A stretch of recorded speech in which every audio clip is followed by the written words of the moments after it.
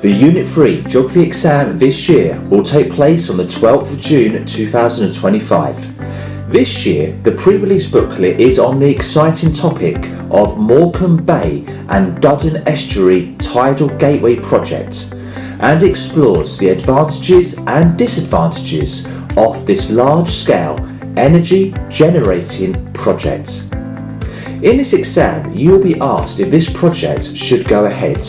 So make sure you read and annotate your pre-release booklet given to you by your teacher and watch this video, where together we will make sense of every section to ensure you are in the best possible position to achieve top marks in this exam. Here we go. The booklet starts by stressing the point that energy is essential in our everyday life, either directly or indirectly. Of course, we use energy for a variety of different purposes, ranging from heating our homes, turning lights on, and using it to connect to the internet. It is important we all have a reliable supply. The graph showing energy consumption in the UK over a 31-year period clearly shows a range of uses of energy, such as domestic, industry, transport, and services.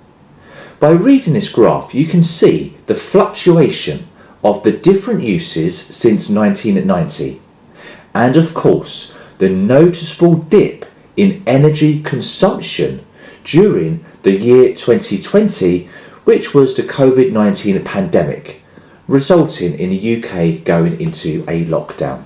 The UK total energy mix for 2020 is as follows: oil 40%, natural gas 36%, renewables 15%, nuclear energy 6%, and coal 3%. And then in comparison, we can see the UK's electricity energy mix for the same year, which is clearly different. For example, gas is 40%, renewables 39%, nuclear is 15%, oil 4%, and coal 2%.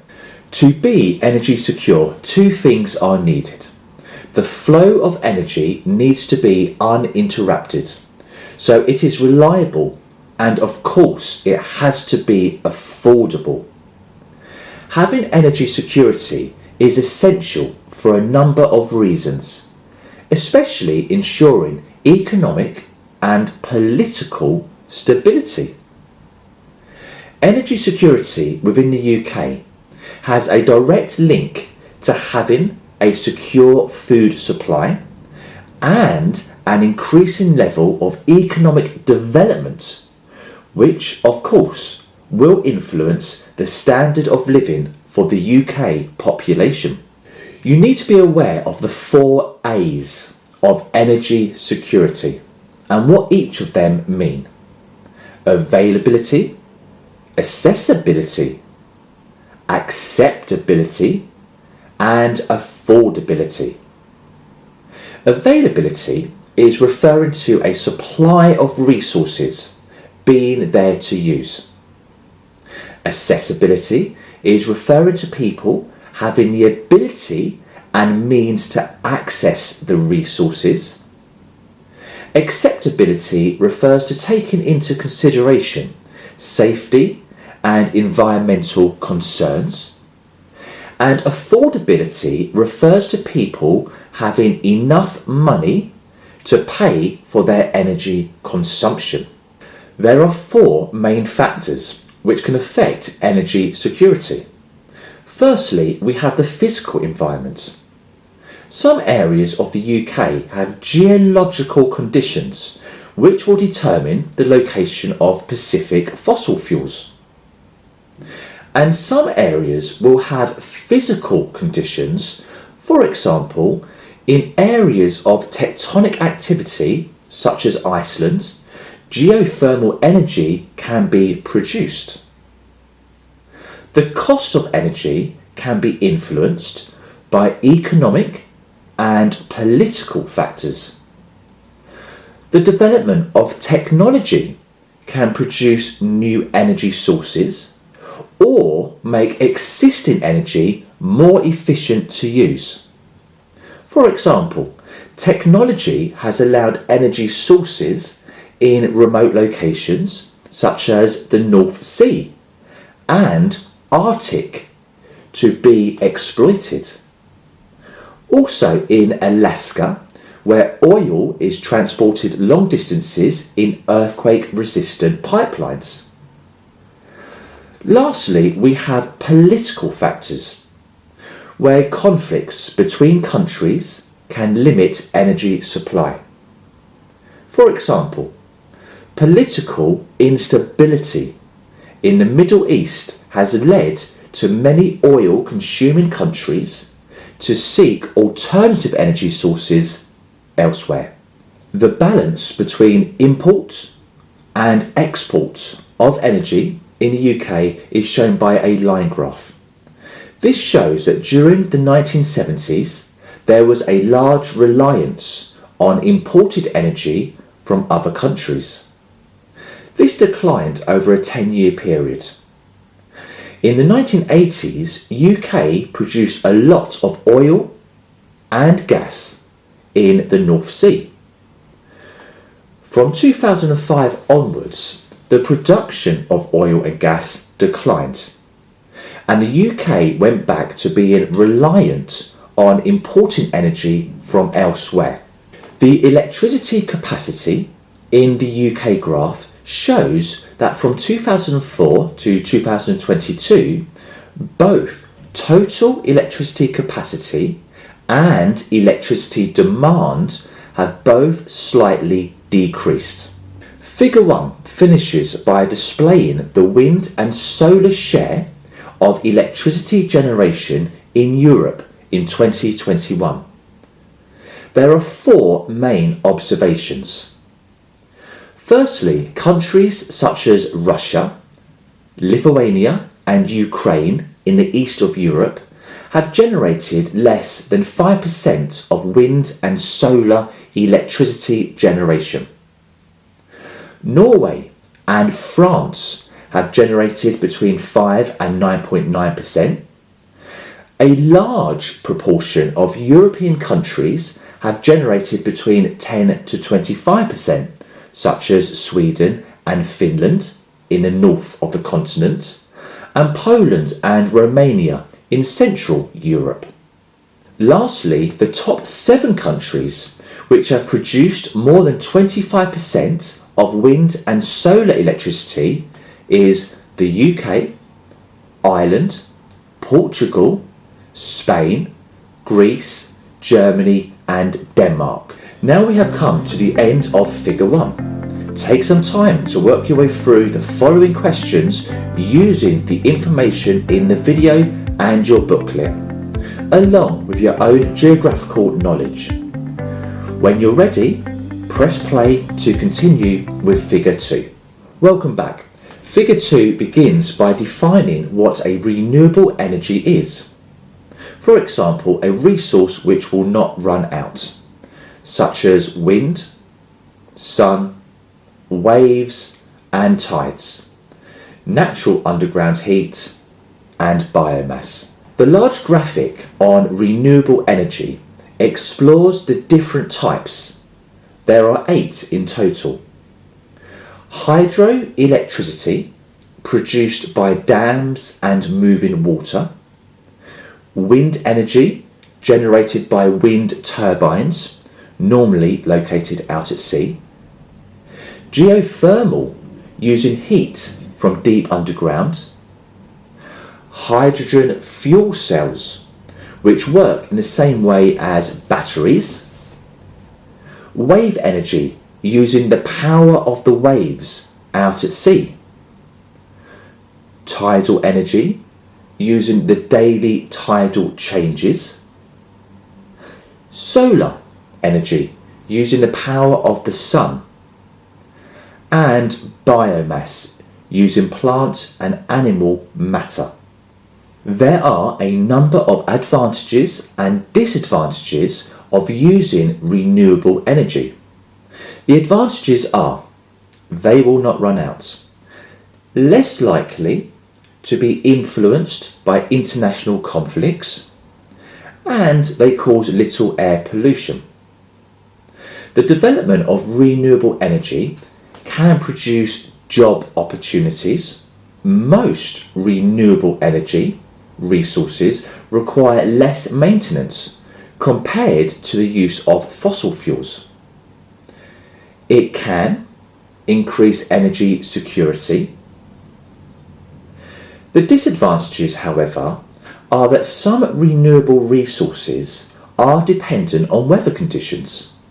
For example, solar panels need the sun and wind turbines need fast-blowing wind. They are not always reliable at producing electricity.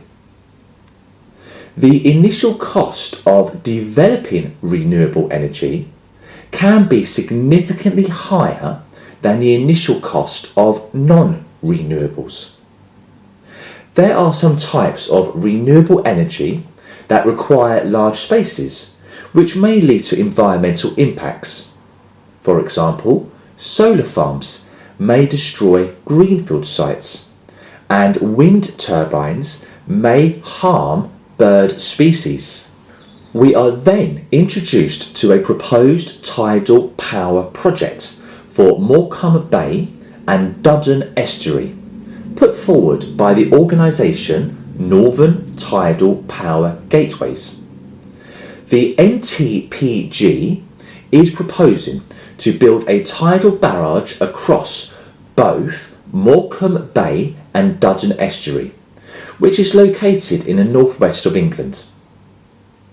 This project will serve two important purposes. One, it will generate electricity, and two, will be a transport link between Lancashire and the Lake District. The NTPG suggests there will be a number of benefits of this project. It will generate clean, renewable energy for the next 100 years, generate enough energy for up to 2 million homes, will create 13,000 jobs, and produce opportunities for businesses in the area. Each barrage will have a navigation lock to allow boats to pass through and fish passes to support local marine life. Despite a supportive statement from a local politician in favour of the project, there remains concerns about the possible economic cost and the potential environmental damage this project will create. Figure 2 ends with a glowing summary of why Morecambe Bay is worth a visit. The area has a high environmental and social value, indicating that this is a highly visited destination for a variety of recreational activities, such as hiking, cycling, and bird watching. The area hosts a variety of unique biodiversity, such as wading birds, ducks, and geese. It is also home to the Royal Society for the Protection of Birds, located at Leighton Moss and South Warney Nature Reserves, where in the summer visitors can be treated to see seals at low tide. We have come to the end of Figure 2. Take some time to work your way through the following questions using information in this video and your resource booklet, along with your own geographical knowledge. When you're ready, press play to continue with Figure 3. Welcome back. The first section of Figure 3 is highly supportive of this large-scale project, quoting a number of social and economic advantages to the area and surrounding regions. For example, the 130 turbines will generate enough energy for 2 million homes. The road crossing will reduce journey times by 75% and will help to reduce traffic congestion on the busy M6. The project will support the development of new industries, which will lead to 13,000 jobs being created and will help to boost tourism in the Lake District. NTPG also predict future benefits of the tidal barrage, including the saving of 370 million a year by producing emissions-free energy. New industries creating 20 billion over 20 years, 400 million a year from economic growth, and saving 100 million a year by protecting the environment from flood and storm damage. There is then a brief explanation as to why the UK doesn't use more tidal energy, which is linked to the fact that tidal energy is far more expensive to set up and maintain compared to other forms of energy. We are then introduced to the energy trilemma. This is an energy system which provides people with affordable energy, creates energy security, and reduces emissions. The most important part of this section is the fact that energy supply is not fully sustainable if the natural environment is negatively impacted, which is the case for tidal energy. Tidal projects such as this do impact marine birds and wildlife and can affect the seabed and wildlife habitats. A conservation manager at Cumbria Wildlife Trust informs us that Morecambe Bay is an internationally important site for wintering wildfowl and waders. New habitats could be created, but this will add to the high cost of the project. The question is then asked, is this project a waste of money? Not only will it damage the environment, be extremely expensive, but it will take 25 years to actually complete. Local people suggest that the estimated 10 billion cost of the project could be spent on improving existing road and rail networks, although local people have been told that the project will increase tourism in the Lake District.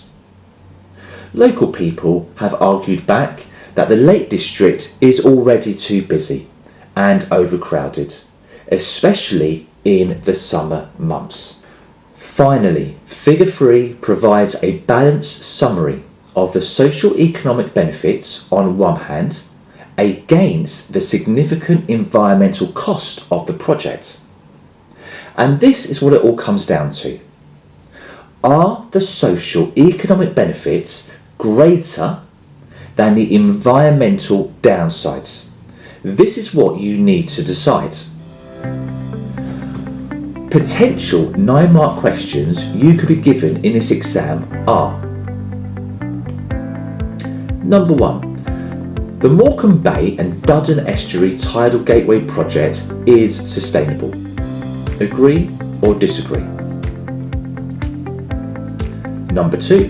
The social economic benefits outweigh the environmental concerns.